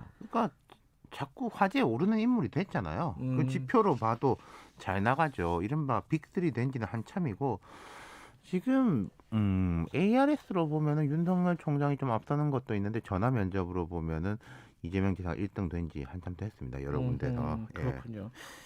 뭐 상대적으로 당연히 그러면 이낙연 대표가 좀 빠졌다는 얘기잖아요. 그렇죠. 그게 이제 반비례 관계니까 제로섬 효과가 있는 거잖아요. 전체 파이에서. 원래 이제 이재명 지사의 약점이 민주당 지지층에서 좀 약하다. 그게 이제 약점인데 요즘 많이 올라왔어요. 호남에서도 그렇고. 그러니까 전체적으로도 올라간 거죠. 최근에 어떤 일이 있어서 그렇게 된 거죠? 지금 뭐 딴 데서도 이런 질문 많이 받는데 일단 전에 말씀드린 바가 있는데 이낙연 대표 지지율은 문 대통령하고 연동되는 게 있어요. 뭐 여당 대표니까일 수도 있고요. 근데 이 지사는 여권인데 차별적 이미지가 강하다는 거예요. 최근에 청와대나 민주당이 약세였지 않습니까? 네. 그러니까 이제 이 지사가 더 부각됐다. 이게 구조적 요인이고 네. 두 번째는 도지사잖아요. 도지사. 예. 네. 이 방송에서 이런 말 해도 됩니까? 낄낄빠빠. 저 이거 알아요. 네. 낄 때 끼고 빠질 때 빠지는 빠진다. 거 잘한다. 예컨대 지난해 후반기에 가장 핫한 이슈가 추미애 장관하고 윤석열 총장의 갈등 검찰발 이슈였지 않습니까? 법무부발, 검찰발. 대통령 기자회견에서 이게 이슈였고 당 대표는 이 이슈에서 벗어날 수가 없어요. 그렇죠. 대답을 안 할 수가 없어요. 의무죠, 의무. 예. 이낙연 대표가 본인이 이제 제 느낌에는 이게 좀 약간 끌려가는 추미애 장관의 흐름에 어쩔 수 없이 끌려가는 그런 느낌이었단 말이에요. 주도하는 것도 아니고 강성으로 끌려가는데 그것도 끌려가는. 근데 이재명 지사는 이런 말 안 해도 되거든요. 제가 관여할 바가 아니다. 그래버리면 되는 거예요. 그렇죠. 대신에 코로나19 이슈나 민생 이슈에 집중하고 정무적인 것 중에서는 탁탁 골라가지고 하고 싶은 것만 하면 되고. 네. 그러니까 이게 컬레터럴 데미지. 부수적 피해를 최소화할 수 있다. 당 대표는 옆에 폭탄이 터지면 같이 맞을 수밖에 없는 거거든요. 포지션이 일단 좋다는 얘기네요. 그렇죠. 예. 아까 저기 하태경 의원도 강하게 반대한다고 그랬는데 어쨌든간에 기본소득, 뭐 보편적 지원 이런 얘기들을 화두로 가지고 왔어요. 그렇죠. 그렇죠? 자, 그건 이제 논쟁적입니다. 반대하는 사람도 있고 찬성하는 사람도 있고. 근데 이 이슈 자체가 정치적으로 소모되지는 않아요. 찬성을 하건 반대를 하건 이재명은 저런 이제 지원과 복지의 문제에 대해서 고민을 하고 저기에서 논쟁이 벌어지는구나 라는 자체가 긍정적으로 받아들여질 수 있는 거예요. 그렇죠, 그게 그렇죠. 나쁘지 않다는 거예요. 그러다 보니까 특히 뭐 보편적 지원 이런 부분에 대해서는 견제구가 많이 들어와요. 그렇죠. 최근 그 10만 원 그거에 네. 대해서 이제 이낙연 대표, 정세균 총리, 뭐 당에서도 김종민 최고위원 막 이렇게 했는데 어젠가 기자회견에 참 재밌더라고요. 주는데 당에서 이제 하도 반대하니까 시기는 미룬다. 그럼 사람들은 인식이 어떻게 되겠습니까? 이재명 주고 싶어 하는데 딴 사람들 때문에 못 준다. 나 세뱃돈 주려고 하고 있는데 누가 주지 마라 그러니까 좀 이따 줄게 라고 하는 거잖아요. 조금 그 반대쪽에서 보면 조금 얄미울 정도로 그 포지션을 잡고 있다. 뭐 지금까지는 그랬는데 네. 이게 계속 유지될 것인가 이런 포지션이라든가 이런 게. 그러니까 원래 1등은 견제 많이 받습니다. 네. 이낙연 대표가 대표될 때도 그런 이야기 했어요. 맞아요. 지지율 1위고 대표라는 건 노출되는 건데 상처받을 건데 실제 상처받았죠. 이제 일거수일투족이 주목받고 검증의 잣대도 훨씬 더 촘촘해진다. 예컨대 성남시장이 우리 보편복지합시다라고 하면 그냥 이게 말이로구나라고 하는데 경기지사가 그렇게 하면서 10만 원씩 주는 거잖아요. 그러니까 지금 여당에서도 이제 반발이 있는 것이고 네. 그 부분에 대해서 이재명 지사도 마찬가지일 것이다. 맞바람을 맞을 수밖에 없는 상태가 됐다. 예컨대 윤석열 총장 나오지만 정치적 이야기 나오면 윤석열 총장 저는 검찰총장입니다 하면서 피해 나가면 되잖아요. 그렇죠. 예. 그리고 아까 지지율 많이 올라온 이야기를 했지만은 결정적으로 이 친문 진영과의 관계. 이번 개각 보면요. 지난 연말에 1차 개각, 이번 어제 2차 개각까지 전해철, 박범계, 황희, 권칠승 당에서 들어간 사람들입니다. 이른바 전부 다 부엉이 모임 멤버예요. 친문 직계. 네. 이 지사가 원래 그렇지만은 이중적 과제가 계속 강화되는 겁니다. 차별화된 이미지를 살리되 민주당 주류 진영하고의 관계 개선을 가져가는 거. 두 개가 약간 부딪히잖아요, 근데. 그렇죠. 모순적이죠. 근데 예를 들어서 과거에 뭐 김영삼 뭐 이런 사람들도 이 두 가지를 다 했기 때문에 아니면 힘으로 누르든가 김영삼 전 대통령 같은 경우는 노태우 그 민정계를 힘으로 눌러가지고 이게 쟁취를 한 것이고 뭐 노무현 대통령 같은 경우에는 차별화를 하되 김대중 전 대통령 관계가 나쁘진 않았었고 이걸 성공하면은 큰 꿈을 이루는 거고 아니면 이제 좀 쉽지 않은 거고 그런 거죠. 이낙연 대표는 그 반대지 않습니까? 주류 진영과 관계가 괜찮은데 차별화된 모습을 보이지 못해서 어려움을 겪은 거고. 이 지금 이제 1위를 달리고 있고 이런 부분들 강세가 언제까지 이어질까? 전망을 한다면. 당연하게. 근데 제 생각엔 4월 선거까지는 이 강세 현상이 최소한 이어질 것 같다. 왜냐하면 4월 선거 이후 일단 서울시장이 생깁니다. 네. 스포트라이트가 분산돼요. 아하. 그 다음에는 정세균 총리도 당으로 복귀할 가능성이 높고 선거 끝나고 나면 약간 여유가 생기기 때문에 당에서 갈등을 할 여유가 생기잖아요. 네. 주류 진영들도 새로운 모색들을 하겠죠. 그럼 이지사 입장에서는 최소한 4월 선거까지 약간 비정치적인 이슈, 아까 말씀드린 기본소득 이런 걸로 득점을 나눠놓는다. 그 전략일 겁니다. 포인트를 많이 쌓아놔야 된다. 오늘따라 윤태곤 실장 찬양 문자가 이렇게 많이 오죠? 사람 풀었어요? 최영렬님이 윤태곤 실장님 날카롭다. 서주현님도 분석이 최고다. 이런 말씀 보내주셨습니다. 자, 여기까지 됐죠. 고맙습니다. 감사합니다. 윤태곤의 눈이었습니다. 자, 2분 여기까지고요. 3부에서 지금 재난지원금 얘기 나왔잖아요. 이거 이어서 좀 해보겠습니다. 김기식의 식스센스에서 재난지원금 관련된 얘기를 좀 깊이 있게 다뤄보고요. 그 다음에 쿠팡 물류센터 노동자 사망 사건. 도대체 왜 쿠팡에서 계속 사람이 죽는 거죠? 이 부분 저희들이 피해자 지원 대책이 연결해가지고 여쭤보도록 하겠습니다. 일부 지역국에서는 해당 지역 방송 보내드립니다.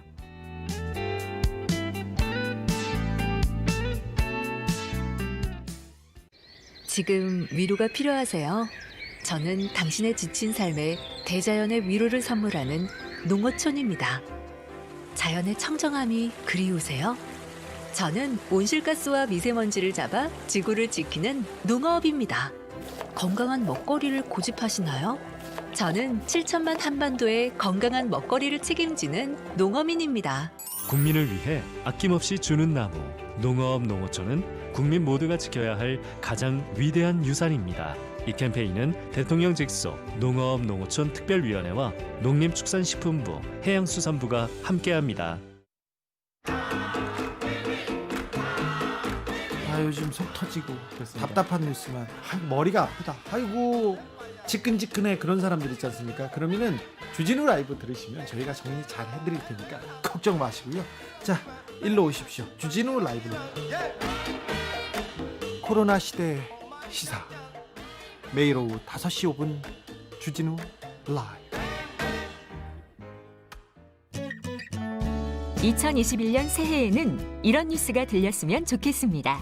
코로나19 신규 확진자 한 달째 0명 기록하고 있습니다. 이번엔 쟁점 법안이 여야 합의로 통과됐습니다. 우리나라 경제 성장률 5%를 달성했습니다. 희망찬 소식을 전하는 그날까지 시사본부가 함께하겠습니다. 평일 낮 12시 20분 오태훈의 시사본부. 지금 시각은 8시 30분입니다. KBS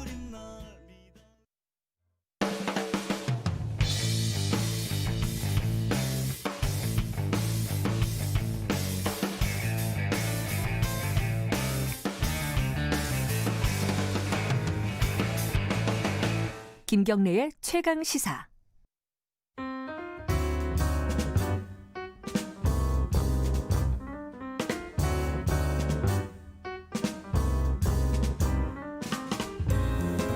네, 더 나은 미래를 위해 오늘의 정책을 고민하는 시간입니다. 김기식의 정책 이야기 식스센스 김기식 더 미래연구소장님 나와 계십니다. 안녕하세요. 예, 안녕하세요. 이번 주에 가장 큰 뉴스 중에 하나 먼저 좀 여쭤보고 넘어가야겠네요. 이재용 부회장이 구속이 됐습니다. 네, 2년 6개월 징역. 근데 이제 2년 6개월 놓고서 말들이 많아요. 네. 봐주게 한 거 아니냐. 한쪽에서 구속시켰으면 됐지 또 뭐. 어쨌든 전반적으로 판결을 평가하신다면 어떻습니까?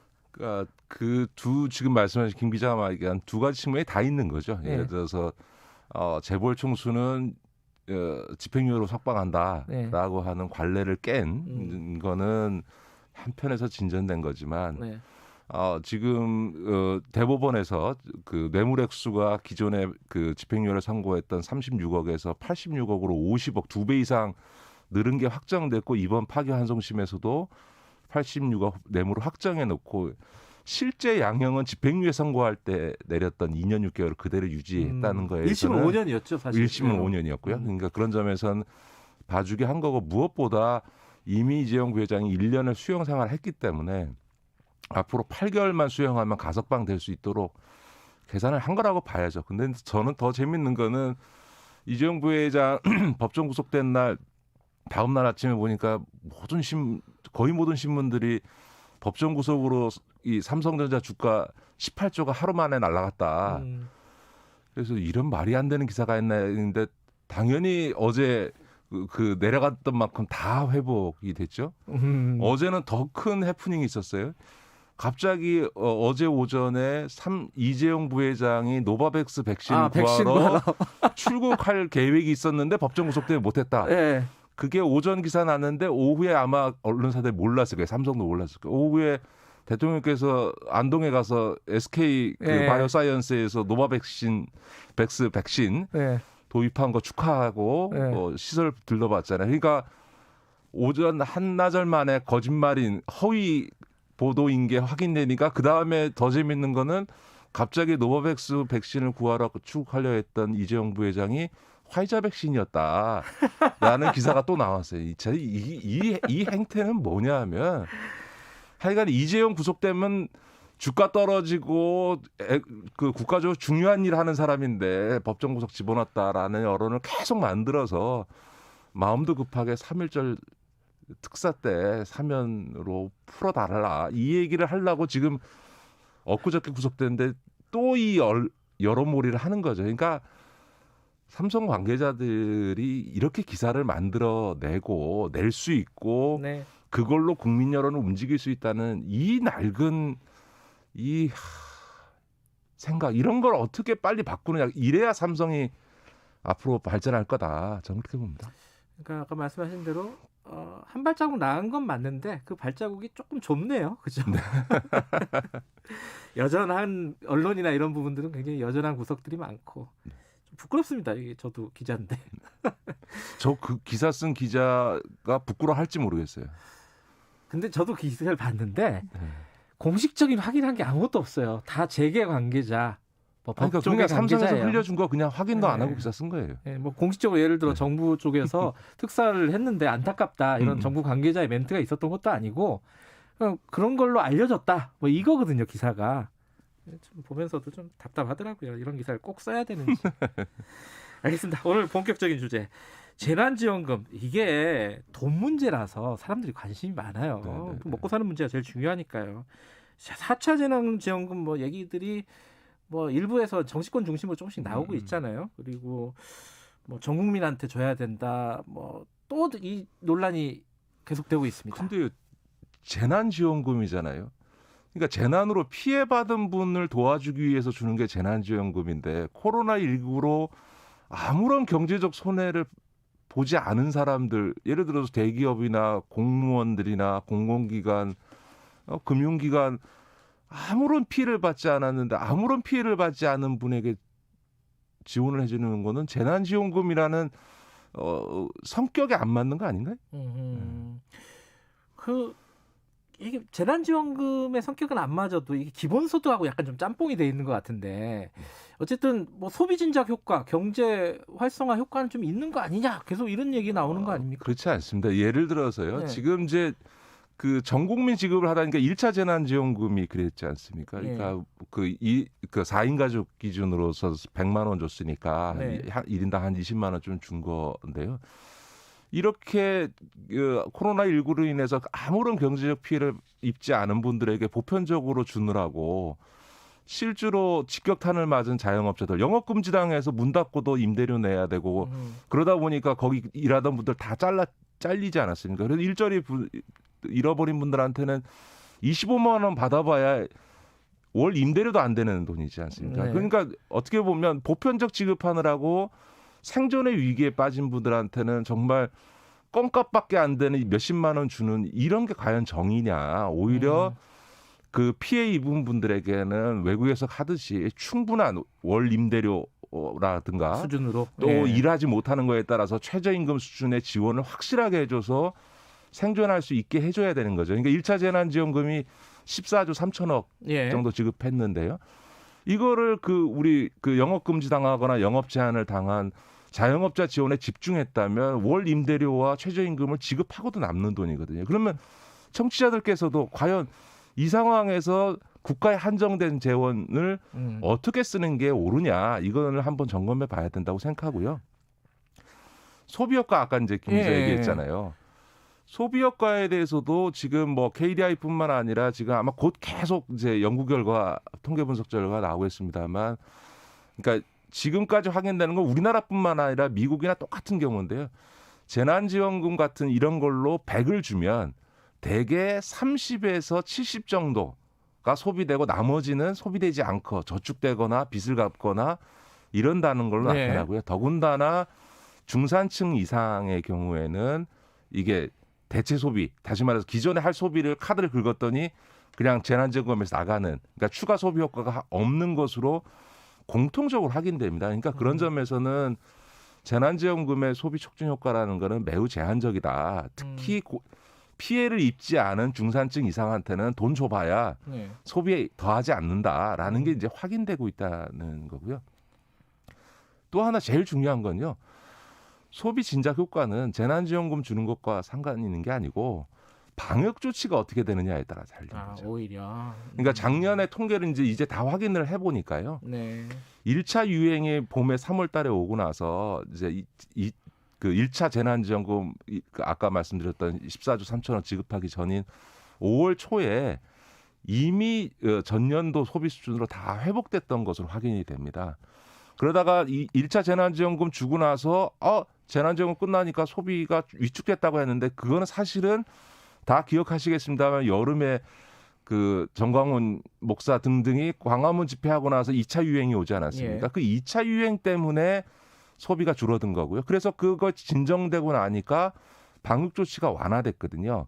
그러니까 9월, 10월 달 가니까 작년 10월 달에는 오히려 전년도보다 소비가 늘어나는 것으로 확인이 됩니다. 보복적 소비라고 보통. 그렇죠. 예. 무슨 얘기냐 하면 소비 회복, 소비 대책은 방역 조치를 강화하면 재난지원금만 아니라 그거를 더 줘도 소비가 이루어지지 못하기 때문에 소비 촉진 효과가 없고요.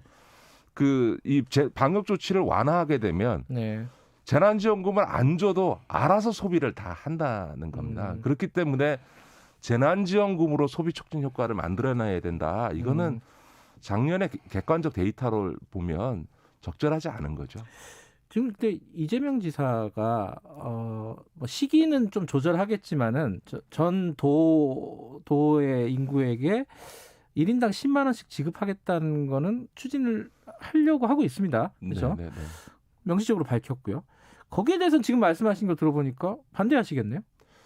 저는 적절하지 않다고 생각합니다. 그러니까 아까도 말씀드렸던 것처럼 광역도 차원에서 자치단 차원에서 자체적으로 재난지원금을 줄 수 있죠. 그렇다면 그거를 역시나 전 도민에게 주느라고 1조 4천억을 쓰기보다는 경기도에 자영업자들이 많지 않습니까? 그 자영업 그 하고 있는데 영업 금지 당하고 영업 제한해서 문 닫고도 임대료 내고 있는 분들에게 임대료 지원을 아예 그냥 영업 금지되는 기간 동안 월 몇백만 원씩 그냥 경기도에서 지원해 주는 방식으로 하시는 게 생존의 위기에 빠져 있는 자영업자들에게는 훨씬 더 효과적이다 이런 말씀을 드리고 싶고 또 하나는 경기도는 그나마 수도권이기 때문에 재정 여력이 있거든요. 예.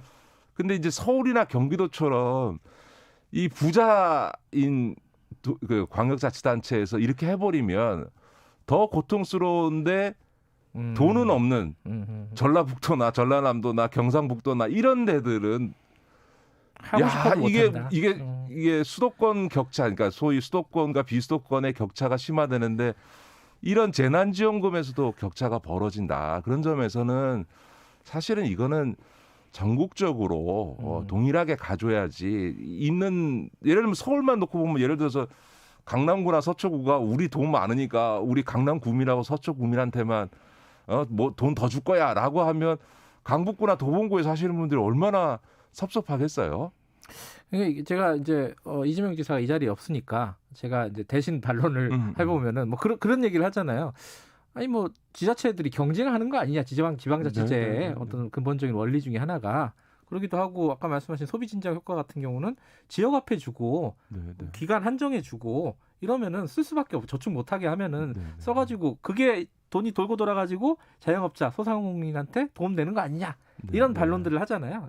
여기 대해서는 어떻게 생각하세요? 아니 지자체가 뭐 당연히 경쟁하는 거죠. 그런데 이거는 경쟁하고 싶어도 경쟁할 수 없는 거죠. 아까 말씀드렸던 것처럼 경기도는 그럴 재정이 있지만 전라북도 도지사나 전라남도 도지사나 경북도지사는 하고 싶어도 돈이 없어요. 경쟁하고 싶어도 못한다. 할 수가 없는 거죠. 다 농촌 지역이고 산악 지역인데서 경기도만큼 재정이 없는데 어떻게 합니까?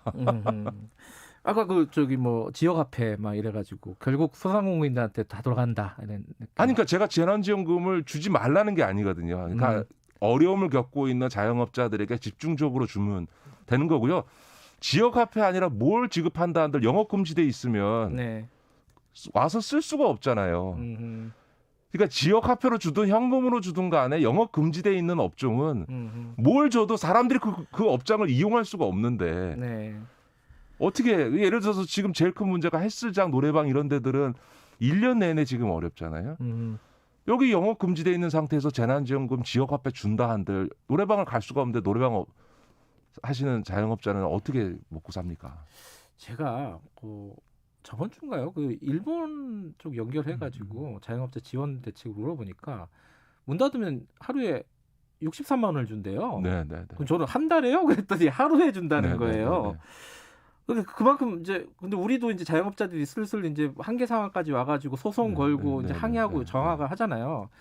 이게 막 재난지원금 그때 해결하는 게 아니라 뭔가 제도적으로 마련해야 되는 거 아니냐? 당연합니다. 저는 국가가 이런 방역이라고 하는 국민의 안전을 지키기 위해서 국가 경제를 위해서 영업을 금지시키고 영업을 제한했잖아요. 개인의 사적인 어떤 재산권과 이런 거에 대해서 제한을 가했잖아요. 저는 놀라운 거는요. 우리나라가 얼마나 편향돼 있냐면 이 임차해서 임대료 내면서 영업하는 자영업자들에 대해서 영업 금지하는 거에 대해서 아무도 위헌 주장을 하지 않으면서 영업 금지된 곳의 임대인들, 다시 말해 건물주가 임대료를 법적으로 영업 금지되면은 무조건 깎게 만드는 거는 임대인 건물주의 재산권을 지배하는 위헌이다라는 주장들을 국민의힘이나 보수 언론들에서 하거든요.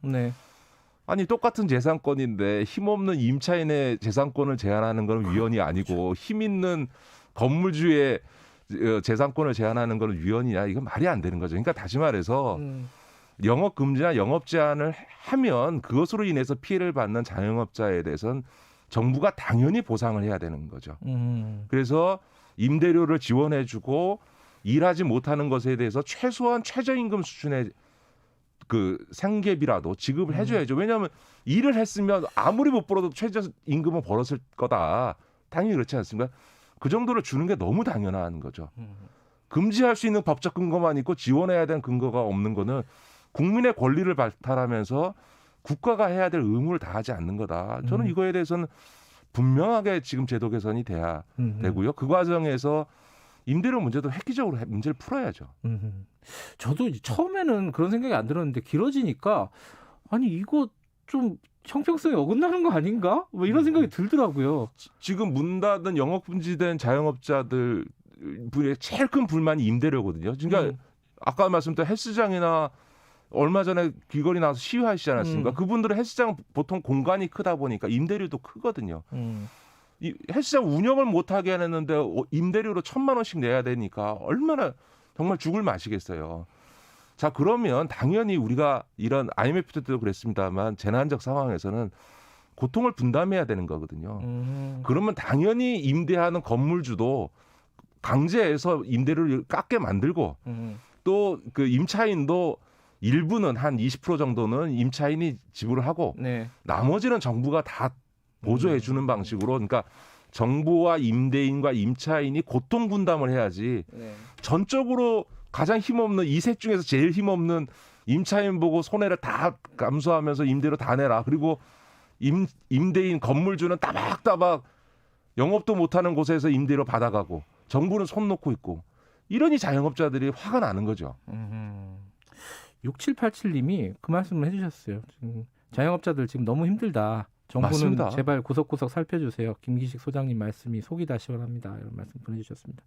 이 속 시원한 게 문제가 아니라 국회에서 좀 본격적으로 논의가 좀 진행이 돼야 될 것 같아요. 저는 지금 뭐 보편 지급이다 이런 얘기 할 때가 아니고요. 정말 영업 금지돼 있는 자영업자들한테는 그냥 월 300~400만 원씩을 그냥 지급해 줘야 됩니다. 임대료와 최저생계를 할 수 있도록 300~400, 400~500씩을 줘야 됩니다. 그러니까 본인이 잘못이 아니고 국가가 타인에게 이 코로나19가 감염될 게 우려돼서 문을 닫게 만들었으면 먹고 살게는 해줘야죠. 책임을 져야 되는 건데. 그럼요. 예. 알겠습니다. 오늘 목소리에 좀 힘이 많이 들어가셨어요. 화가 좀 나신 것 같아요. 알겠습니다. 빨리 좀 대책을 마련해야 될 것 같습니다. 여기까지 듣죠. 고맙습니다. 네, 고맙습니다. 김기식 더미래연구소장님이었습니다. 김경래 최강시사 듣고 계시고요. 지금 시각은 8시 47분입니다. 이 시각 교통 상황입니다. 강변북로 구리방향으로 행주대교에서 한남대교까지 1시간 걸리는데요. 한남대교 부근에서 사고 있었던 여파입니다. 한남대로 강남 방향으로는 한남 1고가차도 지난 지점 1차로에 고장난 차량이 있어서 남산 1호터널 출구부터 밀리고 있고요. 내부순환도로 성산대교 방향 사근램프 부근 3차로에 고장난 차량이 있어서 주의하셔야겠고요. 이후 홍은램프에서 연희램프까지 밀립니다. KBS 교통정보센터였습니다.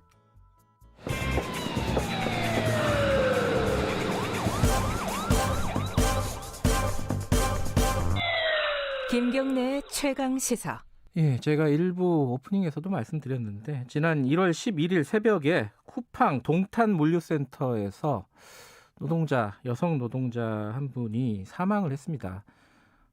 특별한 지병은 없었고 심근경색이라는 소견이 나왔고 그날 너무 추워가지고 난방도 안 됐었다고 하고요. 영하 10도가 넘었었다고 하고요. 쿠팡 물류센터에서 계속 노동자들이 죽어가고 있습니다. 이 이유가 뭔지 쿠팡 코로나19 피해자 지원 대책위 공동대표 권영국 대표님 좀 연결해 보겠습니다. 대표님 안녕하세요. 네, 안녕하세요. 권영국입니다. 제일 이해가 잘 안 되는 부분이 이 영하 11도, 10도, 11도 내려가는데 난방이 안 된다. 거기에서 밤새도록 일을 한다.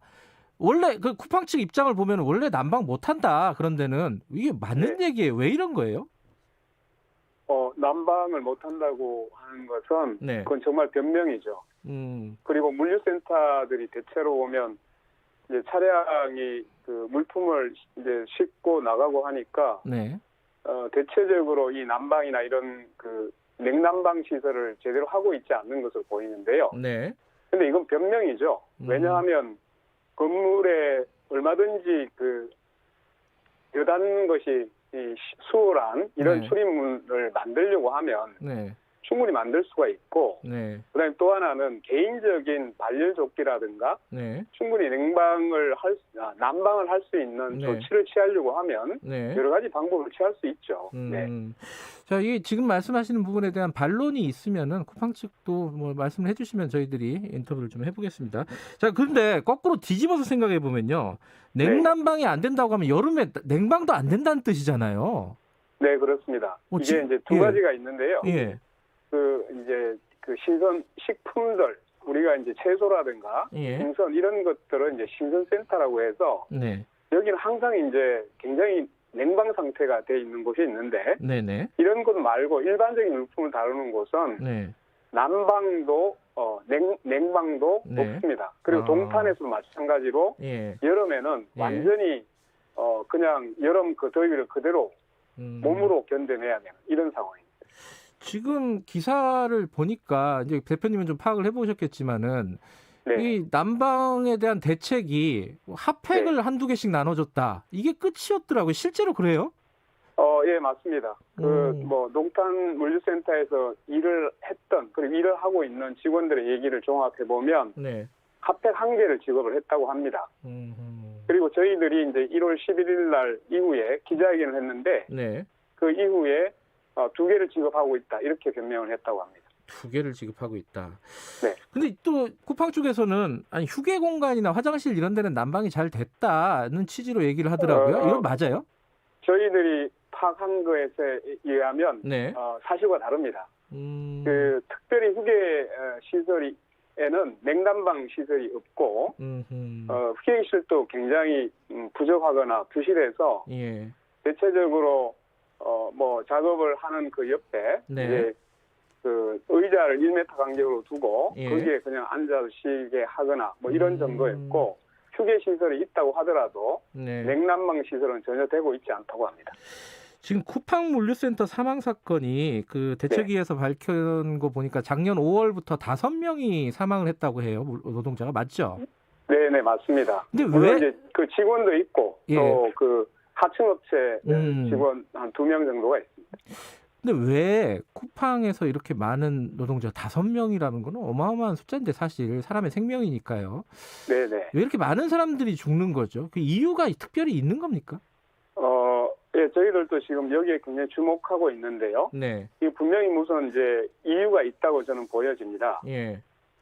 특히 이제 쿠팡에서는 UPH라고 해서 예. 그 실시간 이제 물건 처리 그 수량, 시간당 생산량이라고 표현되고 있는데요. 네. 이걸 가지고 실시간으로 작업 통제를 하고 있다고 합니다.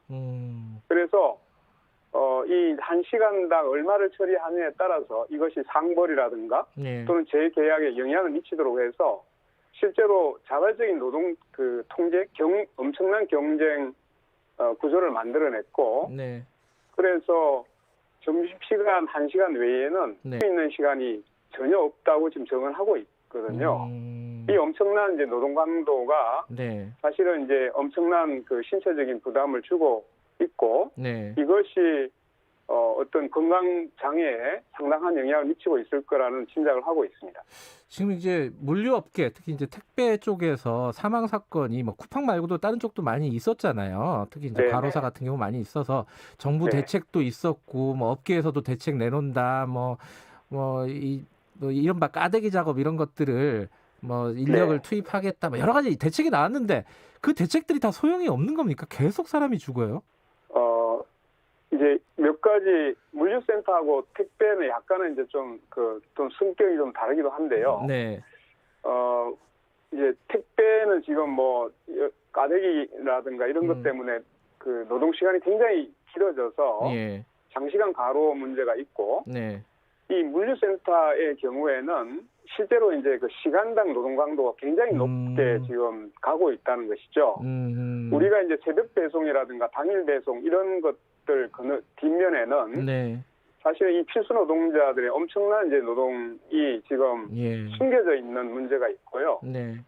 작년에 그 이 온라인 유통업체에 대한 노동감독을 근로감독을 했다고 지금 되어 있습니다. 네. 근데 실제로 이제 이런 제대로 된 근로감독이 이루어지고 있는지 이 노동감독에 대한 감독은 제대로 이루어지고 있지 않는 것으로 보여지고 있습니다. 예. 근데 쿠팡 측에서 밝힌 걸 보면은 네. 동종업계 최고 수준의 가장 양호한 뭐 노동 환경이다 이렇게 얘기를 해요. 그렇다면은 쿠팡 말고 다른데 좀 작은 업체들은 더 심각하다 이런 뜻으로 봐야 되나요? 물론 이제 이 그 처리 속도가 대단히 중요할 거라고 보여집니다. 예. 왜냐하면 지금 이제 코로나19 때문에 비대면 이런 이제 주문이 굉장히 폭증하고 있잖아요. 네. 그렇기 때문에 물건을 처리하는 이 그 하루에 처리해야 될 물량이 엄청나게 증가하고 있다는 것이 짐작이 되는데 네. 결과적으로 이 지금 증가되는 부분을 어떤 기술적인 방식으로 해결하는 것이 아니라 네. 실제로 노동자들에 대한 작업 속도를 올리는데 지금 초점을 맞추고 있기 때문에 굉장히 위험한 수준으로 가고 있는 것이죠. 네. 그런데 쿠팡이 특히 심각한 것으로 저희들은 보고 있습니다.